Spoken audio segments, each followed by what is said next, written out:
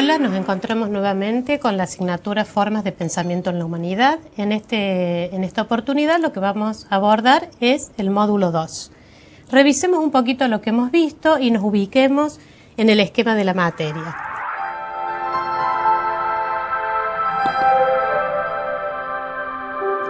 En el módulo anterior vimos algunas aproximaciones generales a las cuestiones del hombre y la construcción del conocimiento, y a lo largo de los años cómo fue él dando explicaciones a la realidad natural y a la realidad social. En este momento nos vamos a ubicar en lo que son formas de pensamiento de tipo lógico. ¿Sí? Si ustedes ven la placa, nosotros hoy vamos a ver dos tipos de lógica, una lógica informal y una lógica formal. En los próximos dos encuentros abordaremos pensamiento dialéctico, también haciendo un recorrido histórico desde los griegos a Marx, y finalmente el pensamiento sistémico, que es más contemporáneo, con la teoría general de sistemas, tipos de sistemas y propiedades de los mismos. Pasemos a ver el mapa conceptual del módulo que trabajaremos hoy. Nosotros vimos en el módulo primero qué es esto de pensamiento lógico. Abordamos algunas consideraciones en relación a cómo vamos construyendo los humanos las posibilidades de un conocimiento que sea de tipo lógico. En general nosotros decimos, cuando hablamos cotidianamente y decimos alguna cosa que queda como inapropiada, decimos no es lógico, esto no es lógico. Cuando nos referimos a que no es lógico es porque encontramos en el discurso o vaguedad o ambigüedad o contradicción. Hay algo que en lo discursivo no terminamos de entender. Y entonces, ¿qué decimos nosotros desde el sentido común? Que lo que está diciendo no es lógico. Cuando nosotros hablamos de este tipo de lógica, hacemos referencia a lo que se denomina la lógica informal. En la lógica informal nosotros vamos a trabajar algunos aspectos y vamos a tomar algunas de las falacias, algunos de los argumentos que nosotros utilizamos en lo discursivo, y las vamos a clasificar en dos, las de atingencia y las de ambigüedad. Luego vamos a ver lo que es la lógica formal. La lógica formal ya no se refiere a ese argumento del habla cotidiana y que tiene que ver con lo discursivo o lo persuasivo, sino es una lógica que está más vinculada a lo que va a ser un discurso científico. Acá hablamos de la formalización del pensamiento, en lo que nos referíamos al módulo 1 a las operaciones de la lógica formal, en donde ya hay un desprendimiento de los objetos concretos, un desprendimiento de la materialidad, un desprendimiento aún de los hechos, para empezar a pensar con un lenguaje simbólico. Entonces estamos hablando del mayor nivel de abstracción en el orden del pensamiento. Esta lógica formal, que se va a desprender de la materialidad de los objetos, trabaja a nivel de las proposiciones. Vamos a ver dos tipos de enunciados, algunas aproximaciones a la verdad o falsedad y a la validez de los razonamientos. Muy bien, vamos a comenzar a ver esto de la lógica informal.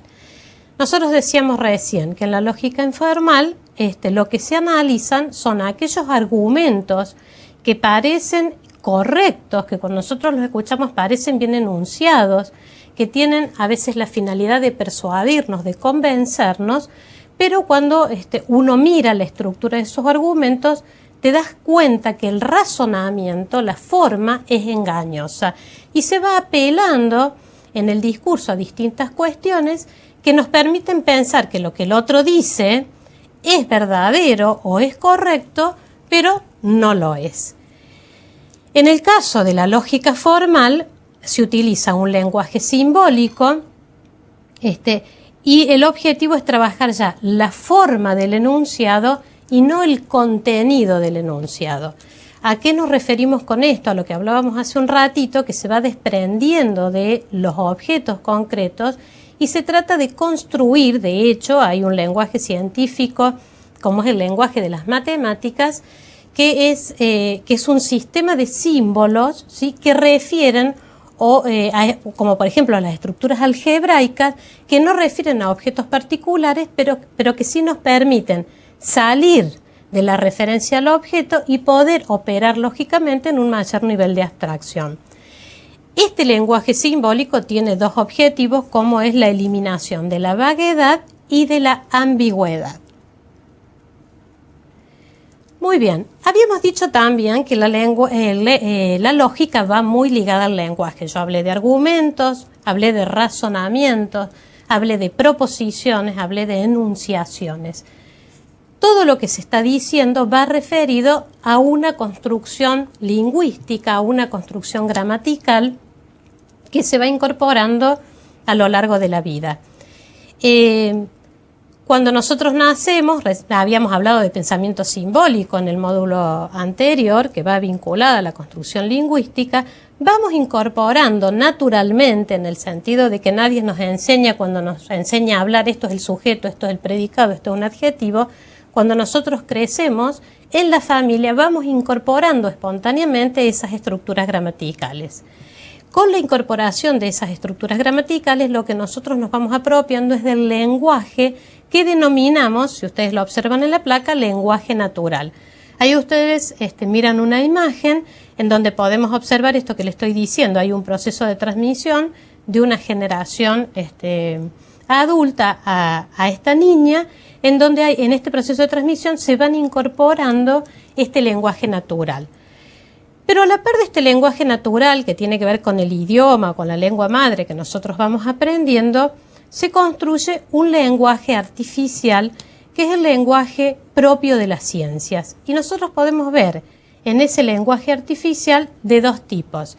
El lenguaje técnico, que son aquellas concepciones, aquellas categorías teóricas o conceptos específicos que se van creando para denominar determinados fenómenos, como por ejemplo cuando en la situación problemática del volcán veíamos el magma, que se llama magma, se crean determinadas definiciones o categorías teóricas para denominar ese fenómeno. Entonces ahí nosotros hablamos de un lenguaje tipo técnico. Otro tipo de lenguaje artificial es el simbólico formal, que es aquel sobre el que va a trabajar específicamente la lógica formal, ¿sí? Cuando hablamos de un lenguaje artificial simbólico, estamos haciendo referencia a un sistema de símbolos, ¿sí? Como cuando ustedes han estudiado ecuaciones o estructuras algebraicas en la escuela secundaria. Muy bien, pero los lenguajes tienen diferentes usos y nosotros los vamos a discriminar para poder ver efectivamente cuál es el uso del lenguaje cuando nosotros pensamos en la lógica. Por un lado tenemos el uso expresivo, ahí ustedes tienen un mimo para poder hacer referencia a las características de este tipo de lenguaje. En el lenguaje expresivo nosotros gesticulamos o proferimos enunciaciones que se vinculan a los sentimientos, a las sensaciones, a las emociones, ¿sí? Transmitimos este tipo de sensaciones. Otro tipo de uso del lenguaje es el directivo, y yo ahí lo que puse es referí en un partido de fútbol. El lenguaje directivo lo que da son órdenes o hace peticiones, ¿sí? Y se vincula específicamente no a emociones, sino a solicitudes, ¿sí? O a órdenes que pretenden que el otro haga algo en relación a una situación o un hecho. Por último, el lenguaje informativo, que es el que más se vincula a la lógica, porque es el tipo de discurso al cual se va a dedicar el tratamiento de la lógica. Transmite hechos, describe el mundo y razona sobre esas descripciones o esas enunciaciones, y ahí vamos a ver los procedimientos necesarios para que los razonamientos tengan validez. Y las enunciaciones desde este lenguaje informativo pueden ser verdaderas o falsas, ¿sí? Por ejemplo, en el lenguaje directivo, uno puede dar una orden o hacer una petición y no es verdadero o falso. En todo caso es más o menos razonable, más o menos aceptable, pero no verdadero o falso.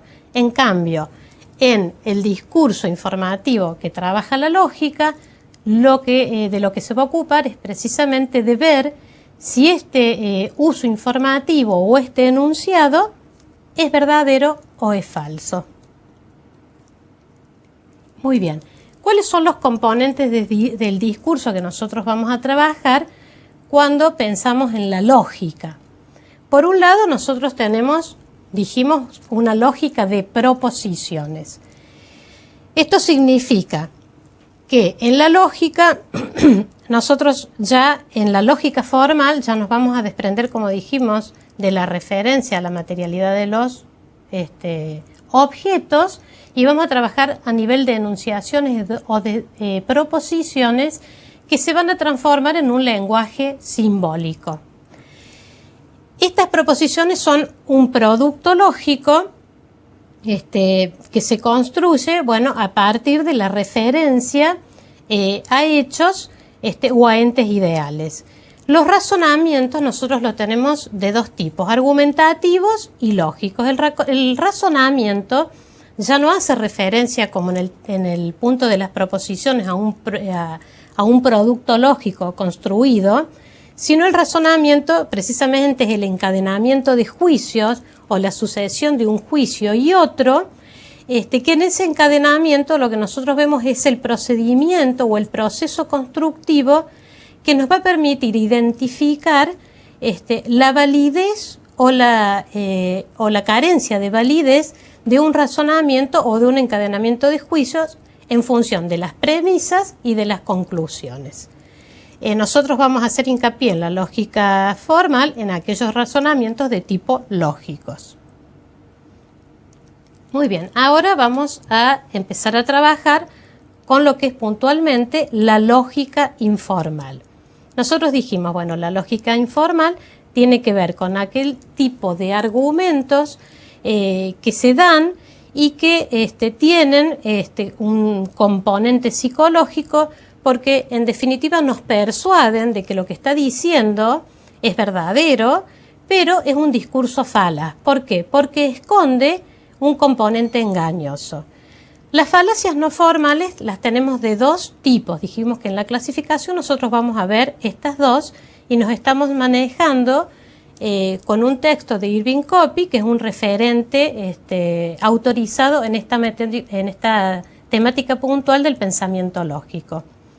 Las falacias no formales pueden ser de atingencia significa conexión, y lo que está mostrando es que en estas falacias lo que no hay precisamente es una conexión entre las premisas y las conclusiones. Quiere decir que entre lo que enuncio en la primera parte del argumento y lo que concluyo en la última parte de mi argumentación, no hay pertinencia. A ese tipo de falacias las llamamos de atingencia. Continuamos con la lógica informal en el próximo bloque.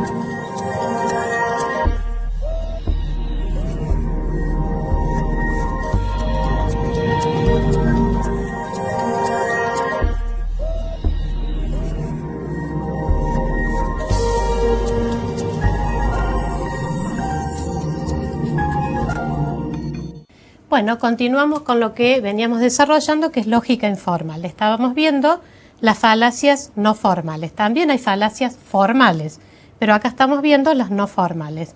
Habíamos nombrado la de atingencia, que se vinculaban a la discordancia entre las premisas y la conclusión, a la discordancia más bien entre un argumento y otro que se viene dando para defender alguna idea. Las otras falacias no formales son las de ambigüedad. En este caso, los enunciados o las palabras utilizadas tienen o pueden tener más de un sentido Por lo tanto, cuando uno las va utilizando, cambian o alteran la significación del razonamiento. Bueno, veamos la clasificación de las falacias de atingencia. Hemos puesto algunas. Por ejemplo, la primera es la de conclusión inatingente. Este tipo de falacias es cuando nosotros ofrecemos un argumento en donde la conclusión definitivamente no se vincula con lo que nosotros venimos diciendo. Por ejemplo, una conclusión inatingente sería cuando nosotros decimos, por ejemplo, la ley de aborto, ¿sí? Entonces, en un debate o en una discusión que se está planteando el valor de la vida ligado al aborto, un argumento falaz sería aquel que indica que la ley de aborto se debe aprobar en función de que todas las mujeres tienen derecho a una salud en un hospital público digno. Entonces se desvía el argumento porque el foco de discusión, tal vez en este debate sobre la ley de aborto, está en relación al derecho o no de la vida de ese bebé concebido. Entonces se corre el foco de la discusión y ahí nosotros decimos que la conclusión o lo que se usa como argumento es inatingente. El otro tipo de falacia es ad hominem o contra el hombre. ¿Sí? Acá nosotros tenemos de dos tipos. La falacia contra el hombre ofensiva y circunstancial. Una ofensiva son todos aquellos argumentos que podemos utilizar que tomamos nosotros como herramienta o como argumento falaz la característica particular de este sujeto que no tiene nada que ver con el argumento que se está dando. Entonces nosotros, por ejemplo, podemos decir, veamos en la otra placa, el ejemplo que dice, María no puede ser buena rectora en la universidad porque fue exiliada en el gobierno de facto.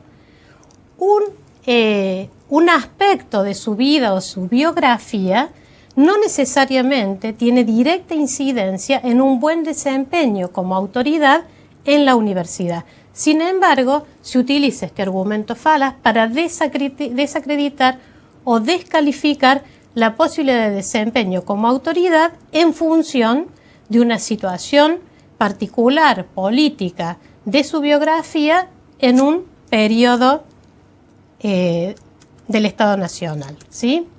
Volvamos. La siguiente es la falacia por la ignorancia. Estas también se usan cuando o no se puede probar o no se puede refutar. Las más comunes son en tanto yo no puedo probar que Dios existe, por lo tanto, si no lo puedo probar, afirmo que no existe, o al contrario, como yo no puedo probar que no existe, concluyo que sí existe.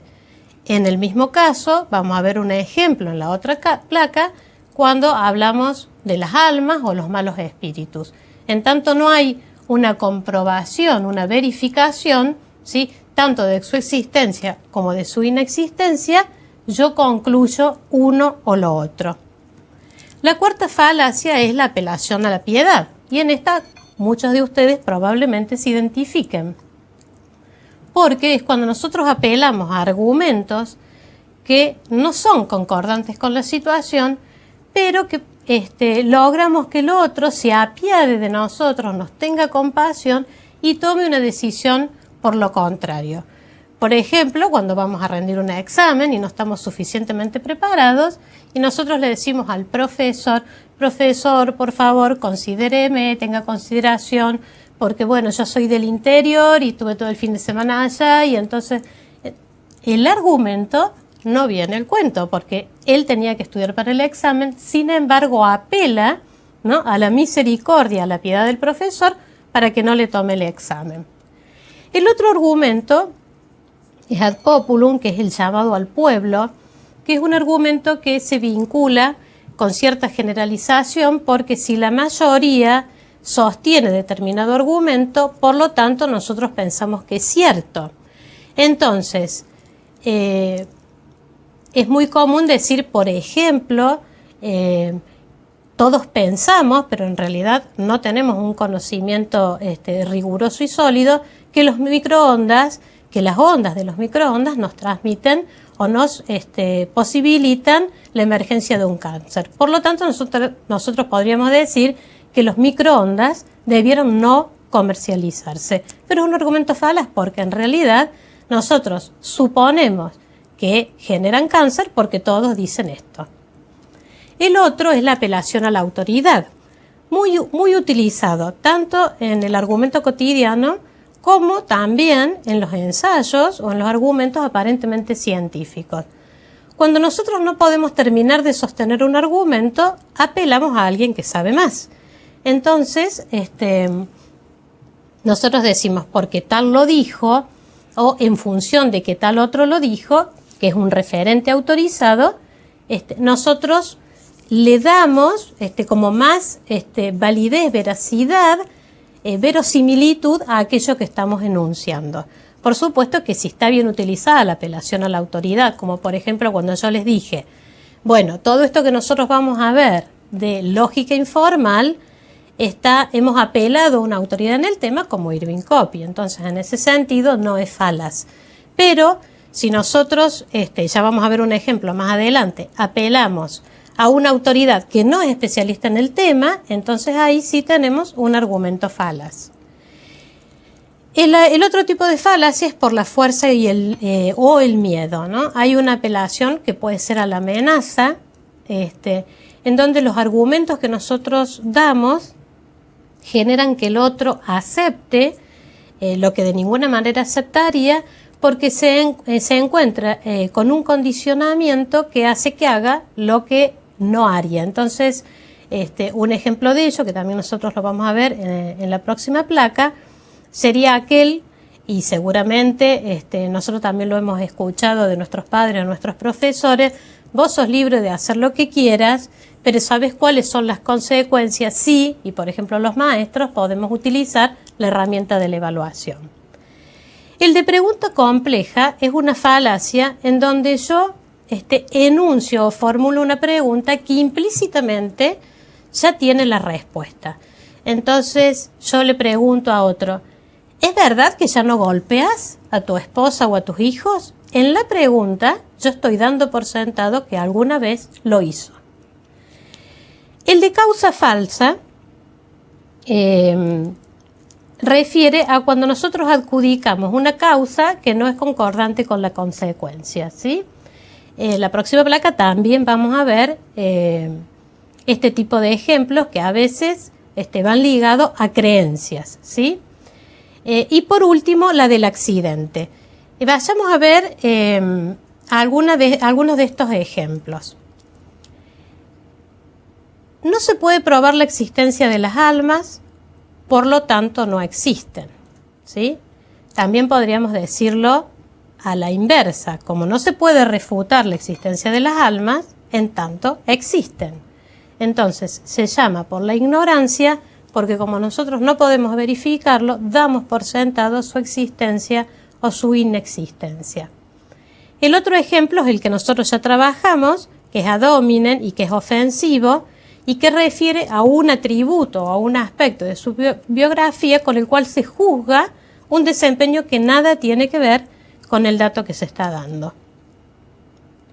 El tercero es, usted es libre de hacer lo que le parezca, pero no olvide que necesita el empleo. Ahí también hay amenaza, ¿sí? O genera miedo, porque es una libertad que no es libre, ¿sí? Probablemente esto se lo está diciendo el jefe a la empleada. Una apelación a la autoridad falaz. Esta crema para las arrugas es la mejor, ya que Shakira dijo que ella la usa. Shakira no es una experta en la temática, pero sí tiene fama, ¿sí? Sí tiene reconocimiento. Entonces, en ese sentido, se apela a esta autoridad que no está autorizada en la temática específica. Y el de causa falsa, esta mañana se me rompió un espejo, seguro no apruebo el examen. Si no aprueba, no es porque se le rompió el espejo, probablemente sea otro el factor que genere esa consecuencia.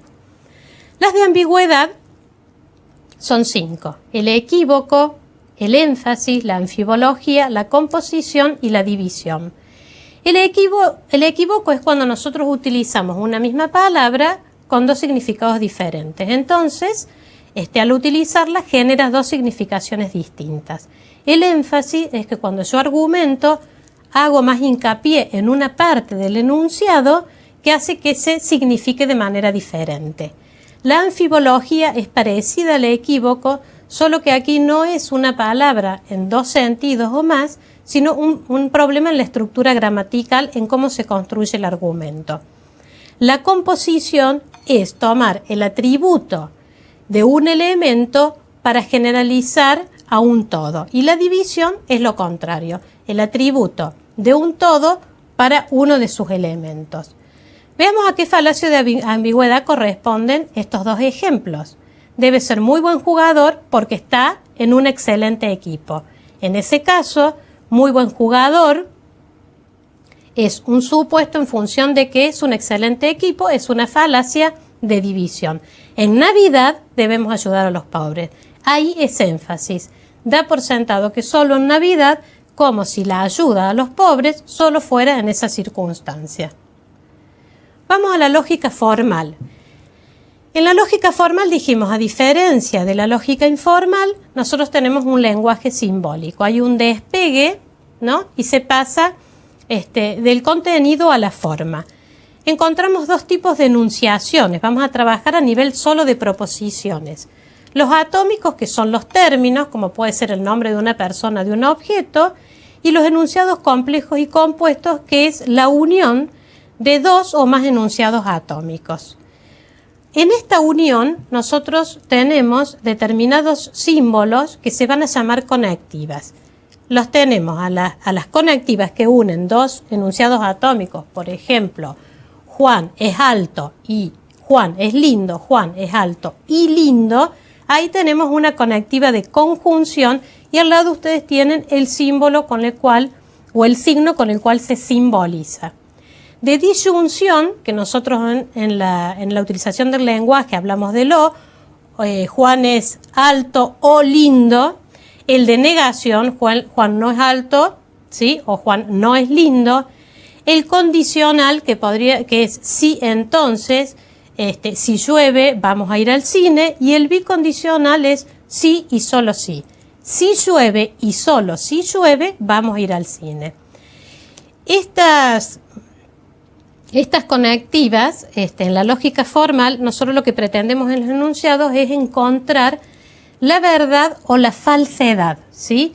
A su vez, ver si los razonamientos son válidos o no. Para eso nosotros utilizamos tablas para reconocer la verdad y la falsedad. Tomemos solo como ejemplo la de la conjunción. Nosotros tenemos una enunciación, como podría ser, Juan es alto y es lindo. Entonces, por es alto, nosotros lo reemplazamos con la letra P, miremos la placa, es lindo con la letra Q. Usamos un lenguaje simbólico que reemplazamos estos enunciados. En la última columna tenemos P y Q. Entonces, en esta tabla nosotros vamos a ver el primer enunciado atómico, el segundo y la verdad o falsedad. En la conjunción, si nosotros tenemos en P verdadero es alto y en Q es lindo, la conclusión va a ser verdadera en la conectiva y únicamente en ese caso. Después, en todas las otras combinaciones posibles de es alto y es lindo, verdadero y falso, van a ser falsas. Con esta tabla luego vamos a trabajar en alguna situación práctica.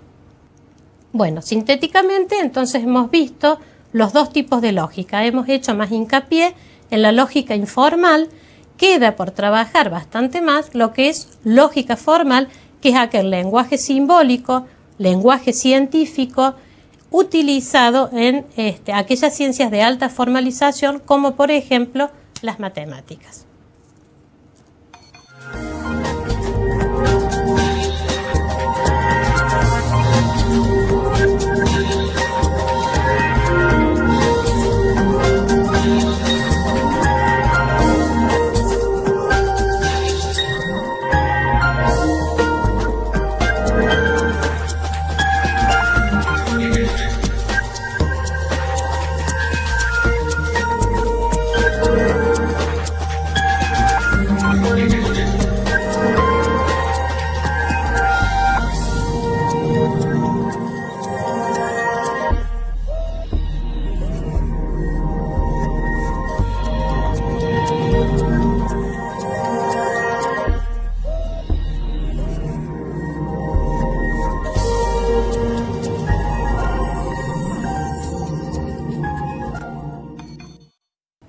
Bueno, vamos a dar continuidad con el módulo 2.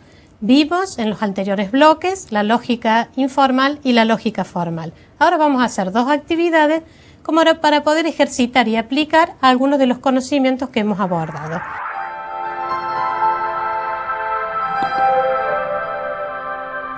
En la actividad 1, la idea es que ustedes puedan reconocer estos argumentos y la falacia correspondiente. Ahí van a encontrar 5. Yo los voy a leer y ustedes luego lo van a trabajar identificando la falacia que luego vamos a compartir. Un hombre llama al aeropuerto y pregunta ¿cuánto tarda el vuelo a Italia? Un empleado le dice 1 minuto y el hombre contesta muchas gracias. Vean ustedes cuál es el doble sentido y a qué falacia corresponde este tipo de argumento. La segunda, la selección de fútbol argentina tiene garras porque algunos jugadores la tienen.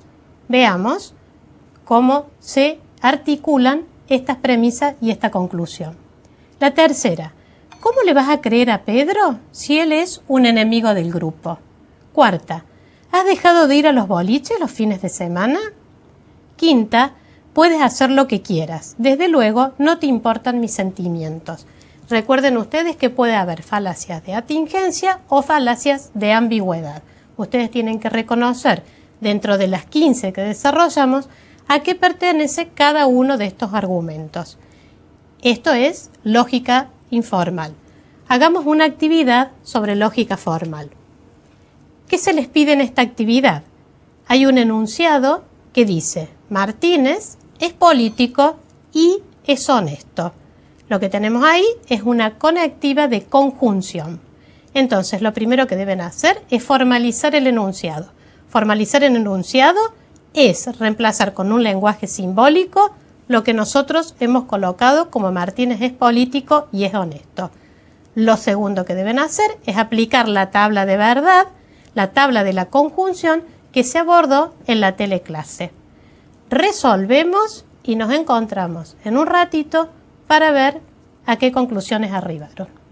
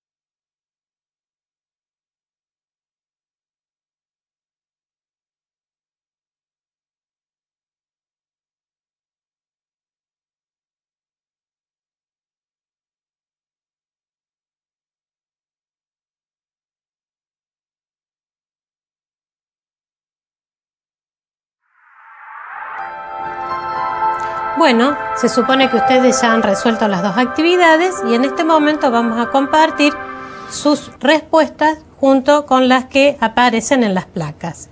Veamos qué tipo de falacias son en la primera actividad.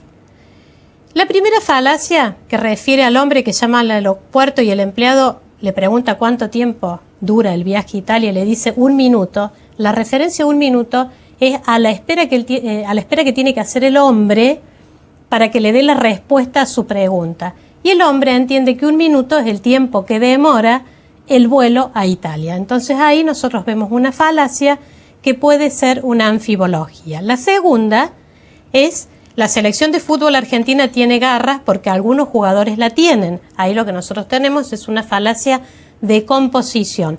Los atributos de algunos jugadores se componen o se los extiende esos atributos al todo selección de fútbol. La tercera: ¿cómo le vas a creer a Pedro si él es un enemigo del grupo?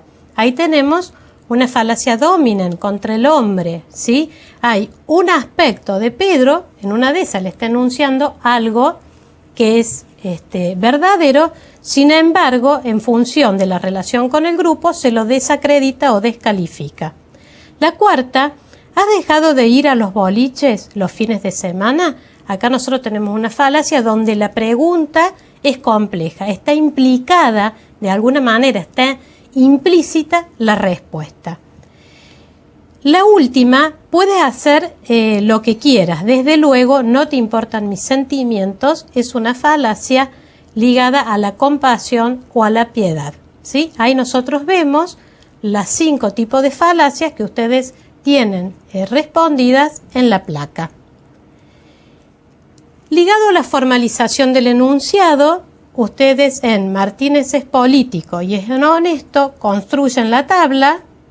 Primero reemplazan es político por la letra P, reemplazan es honesto con la letra Q y en función de las distintas afirmaciones van identificando la verdad y la falsedad de esta conectiva.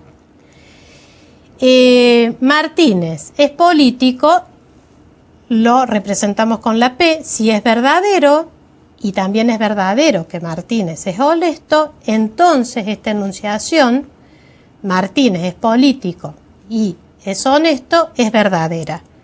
Si alguna parte de los enunciados atómicos es falso, como por ejemplo, Martínez es político, es verdadero, y Martínez es honesto, es falso, la enunciación va a ser falsa. Ustedes, ubicándose con la tabla de la verdad que vimos en el segundo bloque, vamos a encontrar que también si Martínez es político y es falsa, y es honesto, es verdadero, la conclusión es falsa, y si ambas son falsas, por lo tanto también es falso. Nosotros encontramos en esta resolución, en esta tabla, todas las formas posibles de unir dos enunciados atómicos. Bueno, espero que les haya servido para comprender las temáticas abordadas anteriormente.